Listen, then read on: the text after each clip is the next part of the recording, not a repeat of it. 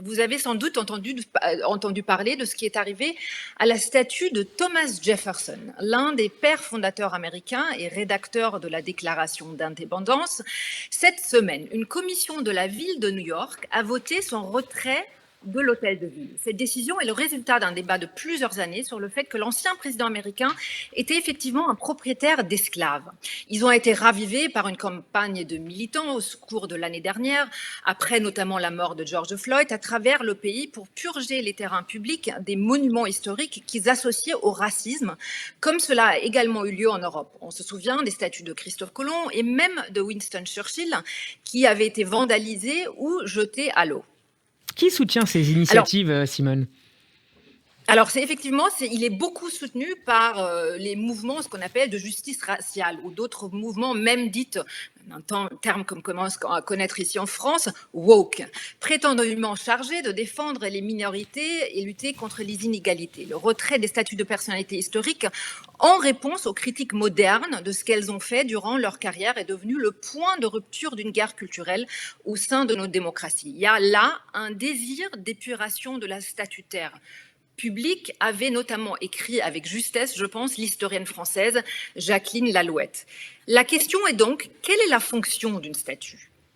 Elle est là pour raconter une certaine histoire, pour véhiculer certaines valeurs, d'autant plus aux États-Unis lorsqu'une citation est souvent mise en exergue au pied de cette dernière. Elle sert à nous rappeler qu'un contrat social nous lie et qu'il faut se souvenir des événements passés, non pas par respect de la tradition ou idolâtrie des anciens, mais parce que ces événements ont précisément contribué à forger la société dans laquelle nous vivons aujourd'hui.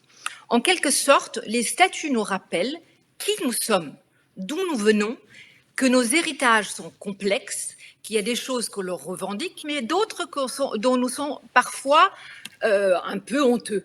Quelles alternatives pourrait-on opposer à ce désir d'épuration ? Alors, je pense effectivement que plutôt que d'abattre ces statues et les détruire, il me semble que la meilleure solution, c'est de les regarder en face. Car elles portent la trace de quelque chose dont il faut être capable de se souvenir. Pourquoi pas aussi, comme l'a effectivement suggéré le président Macron, rééquilibrer ces images avec des nouvelles figures, notamment des figures, par exemple, de libérateurs des esclaves. L'histoire est complexe et parfois douloureuse, mais elle est constitutive de ce que nous sommes aujourd'hui. L'effacer, la réécrire ne fait en réalité que grossir de manière malsaine les fantômes et les blessures que nous portons en nous.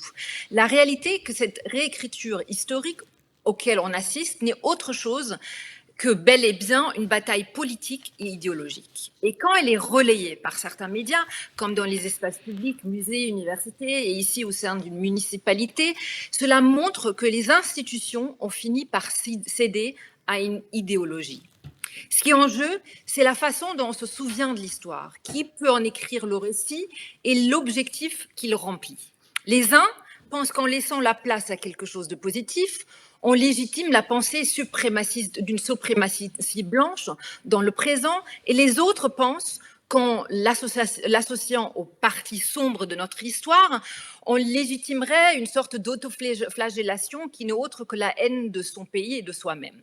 Pour les uns, il vaut donc mieux effacer complètement le passé et repartir de zéro avec une nouvelle histoire, plus acceptable politiquement. Pour les autres, l'histoire de nos pays ne peut être que belle et glorieuse, renforçant ainsi un patriotisme nationaliste.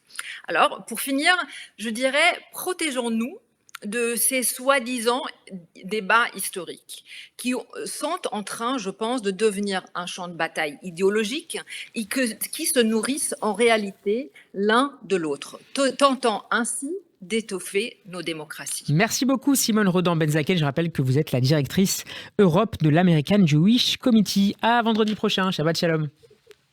Shabbat Shalom.